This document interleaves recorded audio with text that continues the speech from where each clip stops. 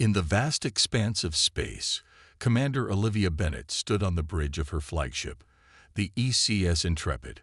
She gazed at the viewscreen showing the other 4 ships of her fleet, small by galactic standards, but the pride of Earth's coalition space force. The ships gleamed against the backdrop of stars, their hulls bearing the distinctive blue and silver markings of humanity's first deep space reconnaissance fleet. "Status report," Bennett said, her voice calm despite the importance of their mission. Lieutenant Sam Wilson, her executive officer, looked up from his console. "All systems nominal, Commander. The diplomatic team is ready for transport to the Galactic Coalition Station." Bennett nodded. Today marked humanity's formal petition to join the Galactic Coalition, an alliance of 17 spacefaring species that dominated this sector of the galaxy. Earth was the newcomer, having achieved faster-than-light travel only 30 years ago. "They're hailing us, Commander," said Daniel Wright from Communications. "On screen," Bennett ordered. The view screen flickered to show a Salaxian officer, his blue-scaled skin reflecting the lights of his station. "Human vessels, maintain your current position. A single shuttle may approach docking bay 12. Bennett acknowledged the instructions and ended the transmission. She turned to Ambassador William Carter, who stood patiently near the command chair. "Looks like you're up, Ambassador." Carter adjusted his formal uniform. "Wish me luck, Commander. These negotiations won't be easy." "Humanity didn't get this far by taking the easy path," Bennett replied with a slight smile. After Carter departed in the shuttle, Bennett monitored the diplomatic proceedings via secure transmission. The main chamber of the Coalition Station was impressive. A circular hall with representatives from each member species seated at elevated platforms. Ambassador Carter looked small among the diverse alien delegates. The Coalition Overseer, a tall Meridian with translucent skin, opened the session. "We welcome the human representative who seeks consideration for their species membership." Carter spoke eloquently about Earth's achievements and potential contributions to the Coalition.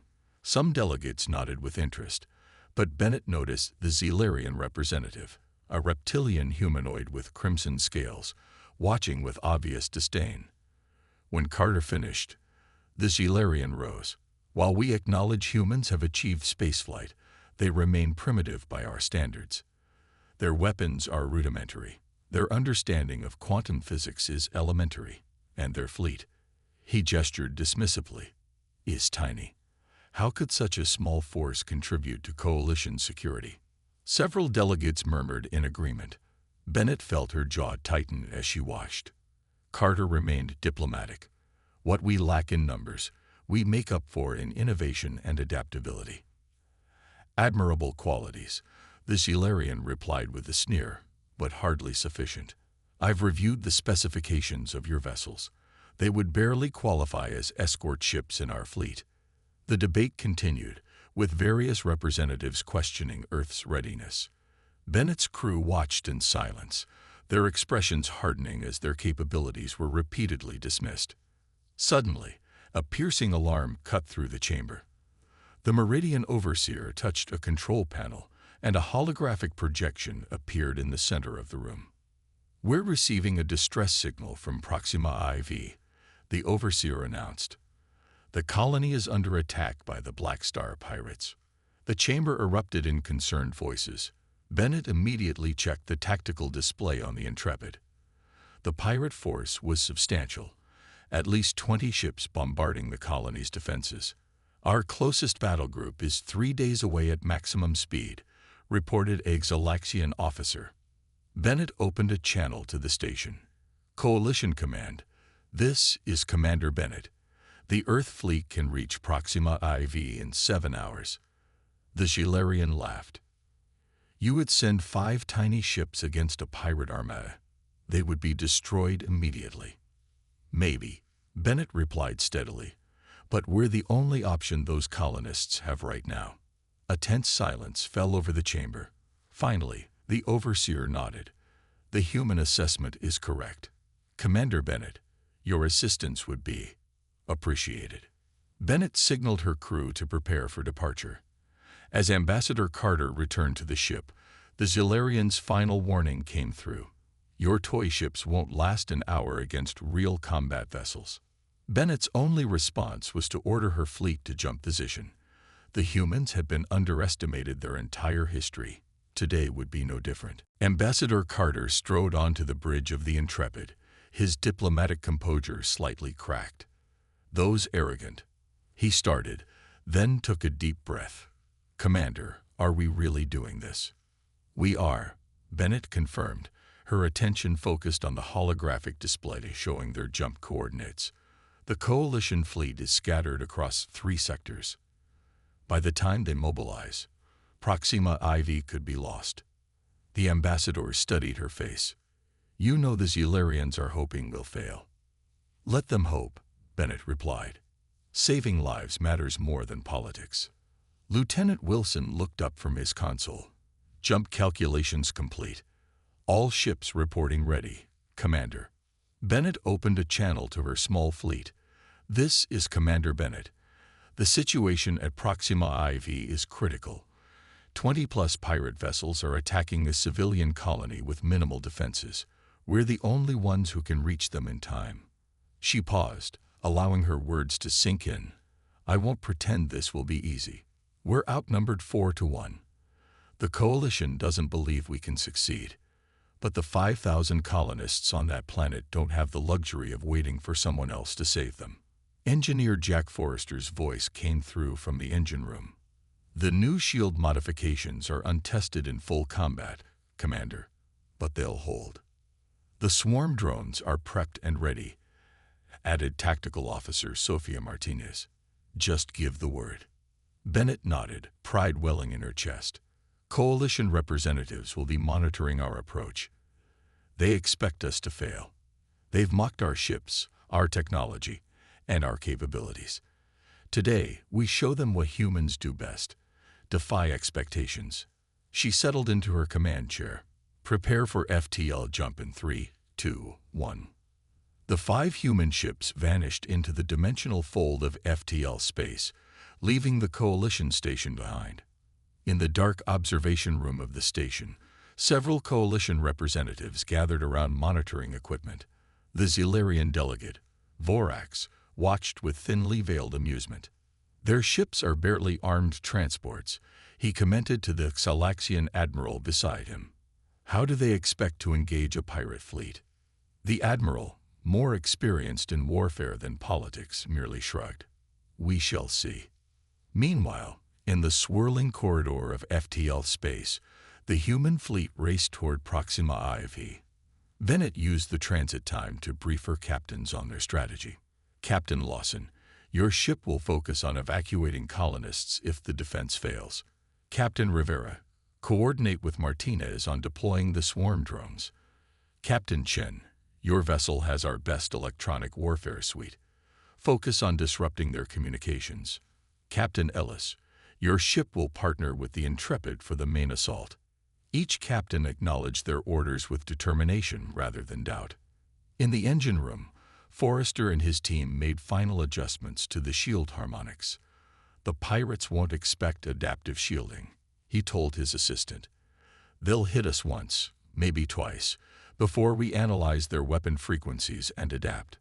On the bridge, Martinez ran simulations of pirate attack patterns. Their tactics are predictable, she noted. All aggression, no subtlety. Communications specialist Wright worked alongside her. I studied their encryption. Give me 5 minutes in range, and I'll be in their systems. Bennett moved among her crew, offering encouragement and checking preparations. Every member of her team knew what was at stake, not just the lives on Proxima IV, but humanity's standing in the galaxy. As the end of their jump approached, Bennett returned to her chair. The view screen showed the swirling energy of FTL space beginning to part. Exit from FTL in 30 seconds, Wilson announced. Weapons and shields on standby. Bennett's voice was steady as she gave her final order before battle. Remember your training. Remember what we're fighting for. And remember, they think we can't win. Let's prove them wrong. The FTL field collapsed, and the 5 human ships emerged into normal space. directly facing the pirate fleet that swarmed around the burning colony of Proxima IV. The 5 human ships burst into normal space, their engines glowing bright against the darkness. Below them, the colony of Proxima IV burned. Pirate ships, bulky and bristling with weapons, circled the settlement like vultures. 23 hostile vessels detected. Lieutenant Wilson reported, his voice tense but controlled. On the main view screen, Bennett could see the colony's defensive shield flickering. It wouldn't last much longer. The pirates hadn't noticed the human fleet yet, focused as they were on their prey. "They haven't spotted us," Bennett said. "Good. Tactical. What's their formation?" Martinez studied her display. Scattered attack pattern. No coordination. They're just hammering the colony shields from all angles. Bennett nodded. Typical pirates. All brute force, no strategy. She opened a channel to her fleet. "This is Bennett. Execute Plan Delta. Captain Ellis, follow me in. The rest of you, take your positions." The 5 Earth ships split into their assigned groups. The pirates finally noticed the newcomers and several vessels broke off to intercept. "Incoming transmission from the pirate fleet," Wright announced. On screen, Bennett ordered.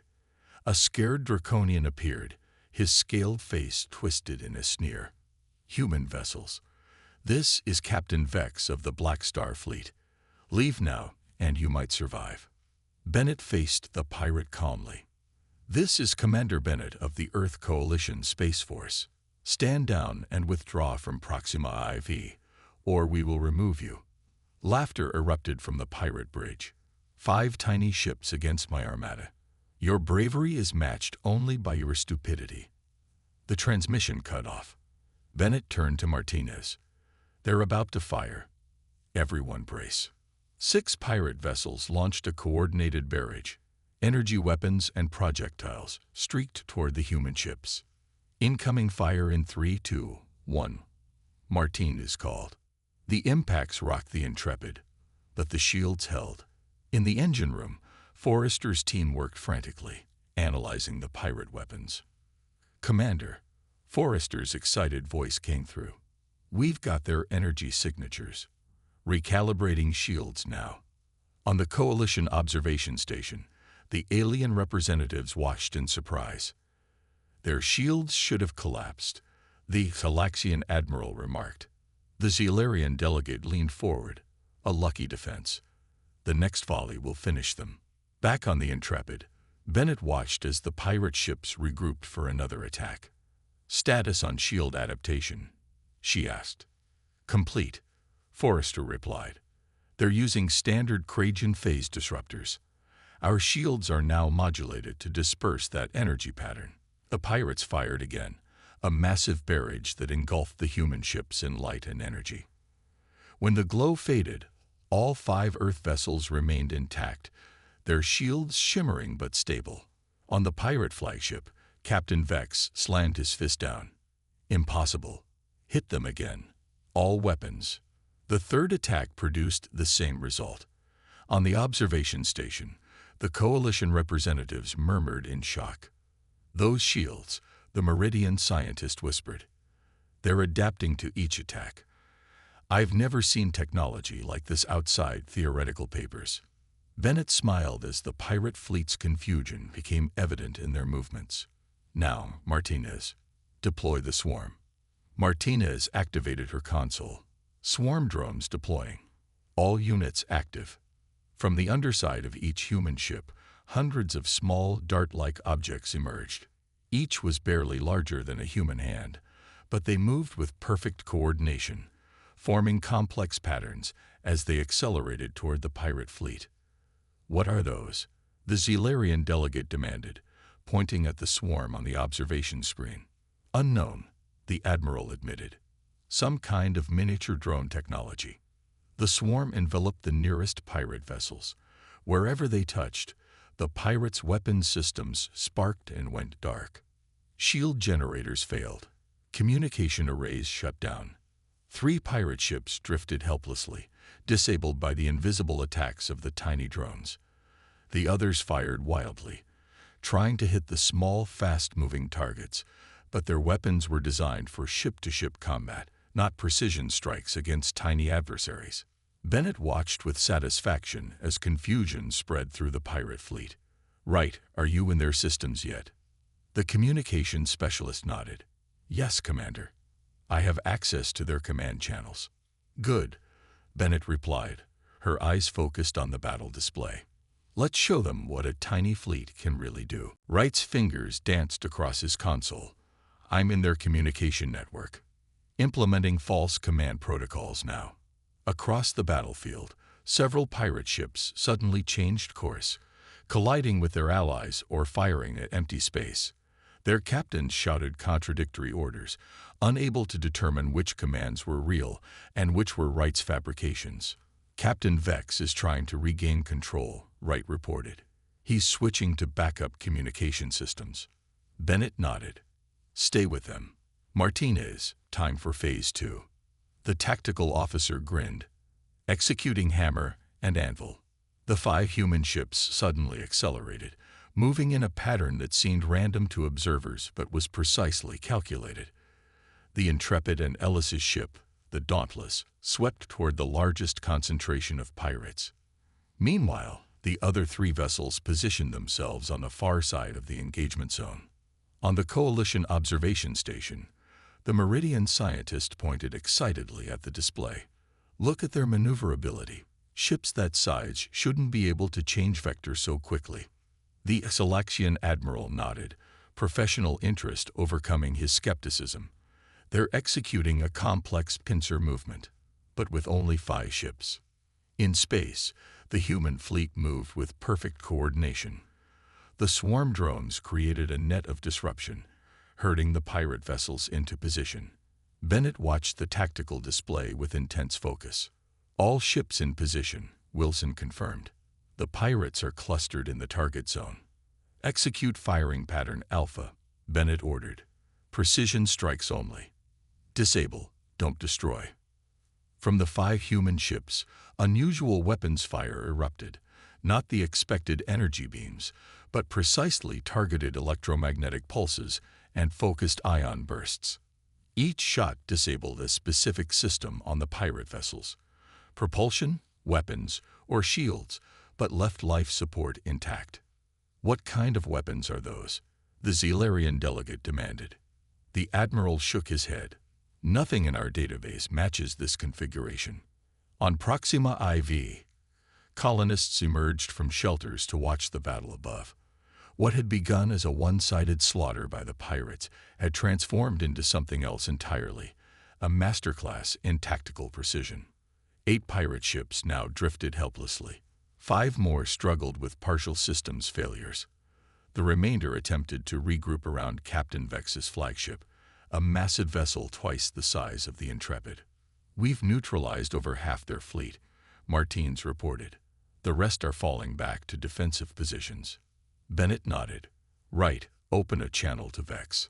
The pirate captain appeared on screen, his earlier arrogance replaced by barely controlled fury. "What trickery is this? No human fleet possesses such capabilities." "No trickery, Captain," Bennett replied calmly. "Just innovation. Surrender your vessels, and you and your crews will be treated according to Galactic Coalition law." Vex snarled. "I would rather die." "That can be arranged," Bennett said, "but I'd prefer to avoid unnecessary casualties. You have 2 minutes to decide." As the transmission ended, Wilson leaned closer to Bennett. "Do you think he'll surrender?" Bennett shook her head. "No. Pirates like Vex don't surrender. He's stalling while they prepare their final play." "Commander," Martinez interrupted, "I'm detecting power fluctuations from the pirate flagship. They're redirecting all energy to some kind of specialized weapon system." Bennett's expression hardened. "So that's their ace. What are we looking at, Martinez?" The tactical officer studied her readings. "Unknown configuration, but the energy buildup is massive. Whatever it is, it's designed to deliver a single devastating strike." In the observation room, the coalition representatives leaned forward. The Salaxian admiral pointed to the energy readings from the pirate flagship. A Nova cannon. Highly illegal. It could destroy an entire colony with one shot. The Xelarian delegate looked shaken. Those 5 human ships cannot withstand such a weapon. They must retreat. But on the Intrepid, Bennett showed no signs of withdrawing. Instead, she opened a channel to her fleet. All ships, prepare for protocol firewall. Captain Ellis, move the Dauntless to Sector 4. Everyone else, maintain formation distance. Martinez looked up from her console. Commander, the pirates are targeting Lieutenant Harris's ship, the Solace. It's the smallest in our fleet. Bennett's jaw tightened. Harris, prepare for impact. Everyone else, stand ready. They're about to see what humans do when backed into a corner. The pirate flagship's hull split open, revealing a massive cannon that glowed with ominous energy. The weapon was clearly not of draconian design. Its sleek alien configuration suggested technology far beyond normal pirate resources. Nova cannon charged to 80%, Martins reported. Her voice remained steady despite the danger. They're targeting the Solace directly. On the small vessel commanded by Lieutenant Nicol Harris, warning alarms blared. Solace to Intrepid. Harris called. We're locked in their targeting system. Evasive maneuvers ineffective. Bennett made her decision instantly. All ships execute firewall protocol. Now, the 5 human ships began an intricate dance. The Dauntless, Ranger, and Pathfinder moved to form a triangular formation around the Solace. The Intrepid positioned itself directly between the smaller ship and the pirate flagship. Energy linkage established. Forrester confirmed from engineering. Intrepid shields ready to channel.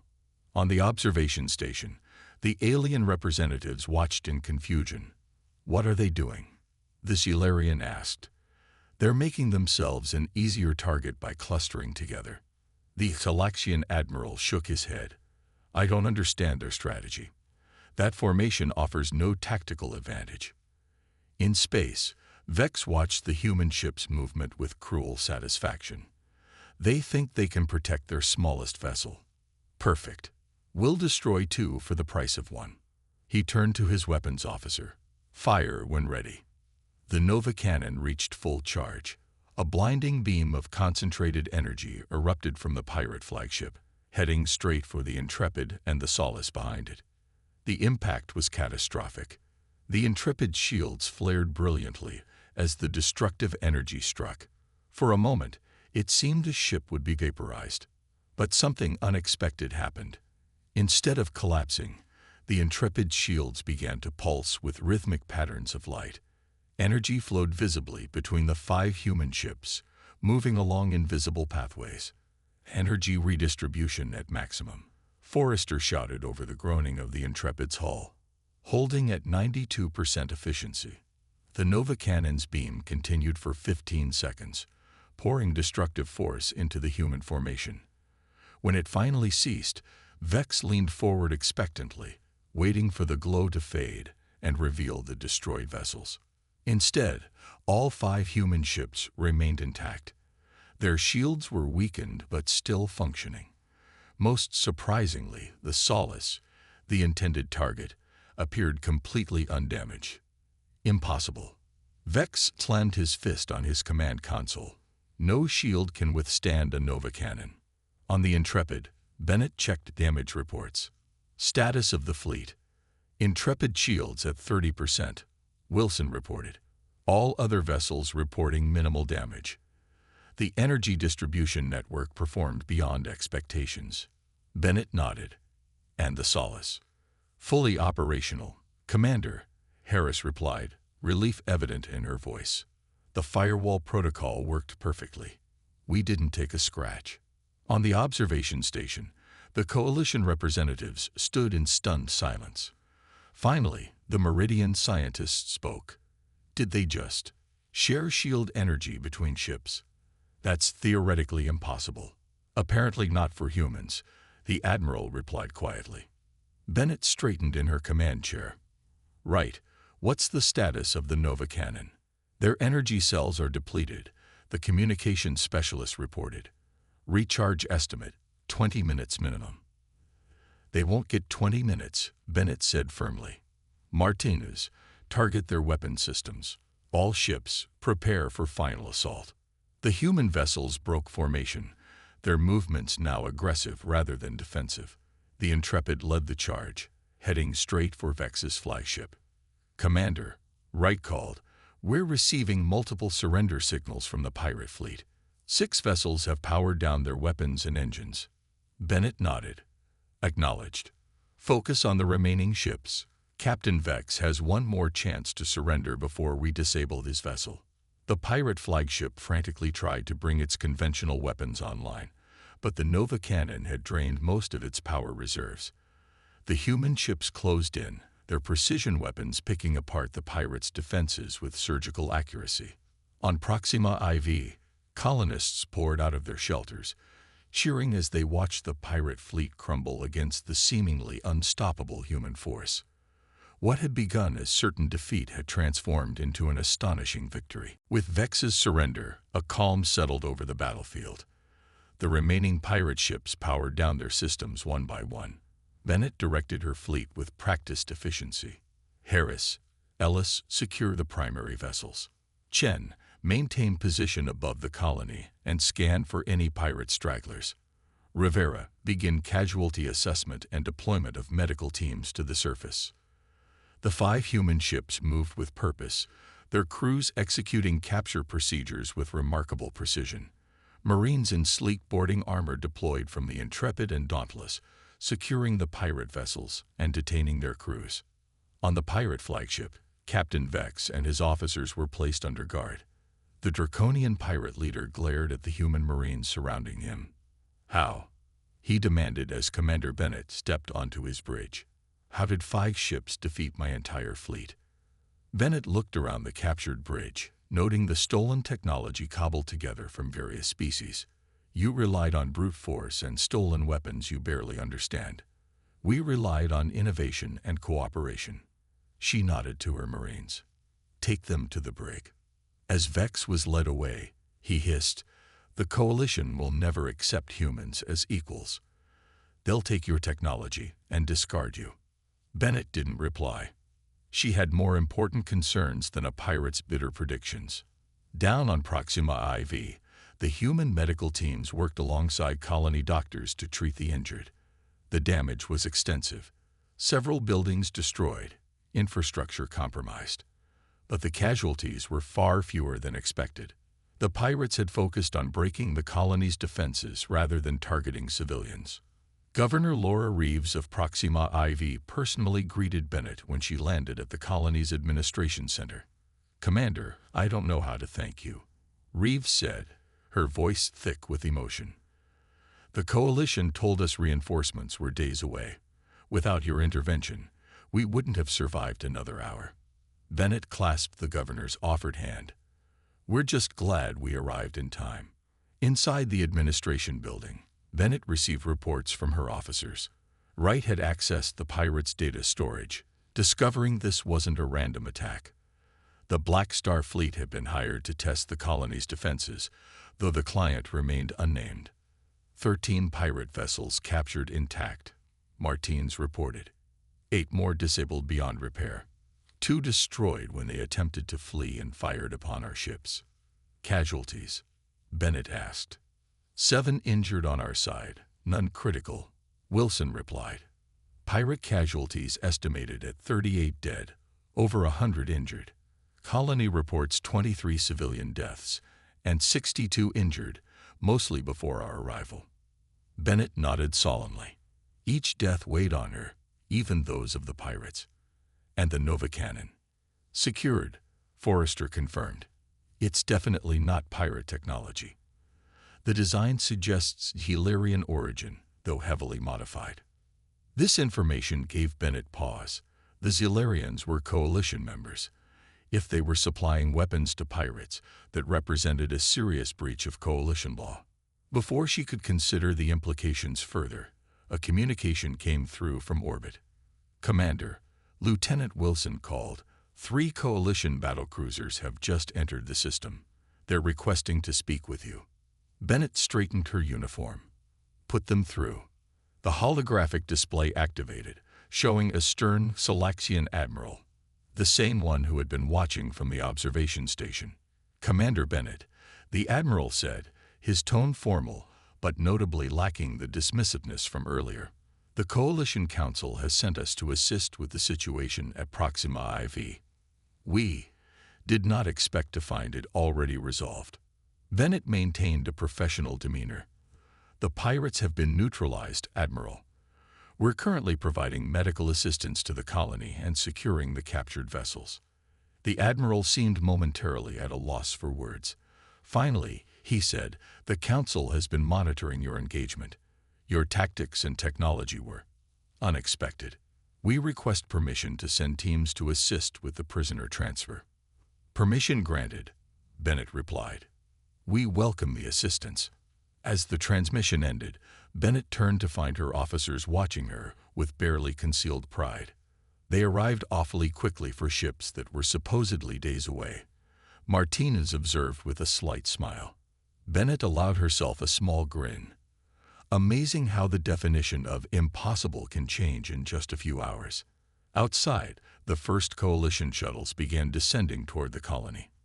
The real test, diplomatic rather than military, was about to begin. The Coalition delegation arrived with impressive ceremony. 3 admirals, Salaxian, Meridian, and Gilarian, led a procession of officers into the colony's central meeting hall. Commander Bennett and her captains stood waiting, their uniforms clean despite the recent battle. Admiral Torren, the Salaxian, spoke first. "Commander Bennett, on behalf of the Coalition Council, I extend our gratitude for your intervention at Proxima IV." Bennett nodded respectfully. "We were simply doing our duty, Admiral." "Perhaps," said the Meridian Admiral, Celine, her translucent skin catching the light. "But you did so with remarkable effectiveness. Our analysts are still studying your battle tactics." The Gilarian Admiral, Kraz, remained silent, his scaled face unreadable. Bennett noted his discomfort with quiet satisfaction. Admiral Torren continued, "The Council has reviewed Ambassador Carter's petition in light of today's events. There are questions we would like answered." "Of course," Bennett replied. "We have nothing to hide." "Your shield technology," Celine began. "The ability to share defensive energy between ships. How is this possible?" Engineer Forrester stepped forward at Bennett's nod. "The principle is simple, Admiral. Each ship generates a unique shield frequency. By harmonizing these frequencies, we create a network that can redistribute energy loads. When one shield faces overwhelming force, the others compensate. Simple." Kraz finally spoke, his voice tinged with disbelief.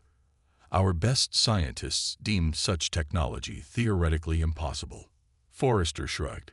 "Humans have often achieved the impossible. Necessity drives innovation." The questioning continued for hours. The Coalition officers moved from shields to the swarm drones, from tactical formations to communication protocols. Each revelation seemed to both impress and unsettle them. "One final question," Admiral Torrens said. "The Nova Cannon. Our scans indicate it is of Gilarian design, yet modified with technology unknown to us. How did you counter it so effectively?" All eyes turned to Admiral Kraz, whose scales darkened slightly, the Gilarian equivalent of a blush. "The weapon's signature was analyzed by our systems," Bennett explained carefully. "Its energy pattern was predictable once identified. The firewall protocol was designed specifically for such overwhelming attacks." "You anticipated such weapons?" Celine asked. "We anticipated needing to protect our ships against superior firepower," Bennett corrected. "Being underestimated has its advantages. It encourages creativity." Before the admirals could respond, Ambassador Carter entered the hall. His expression was triumphant. "Commander Bennett," he announced, "I just received word from the Coalition Council. Earth's petition has been approved. We are officially invited to join the Galactic Coalition as full members." A cheer went up from the human officers. Even Bennett permitted herself a broad smile. Admiral Toran raised his hand. There is one condition.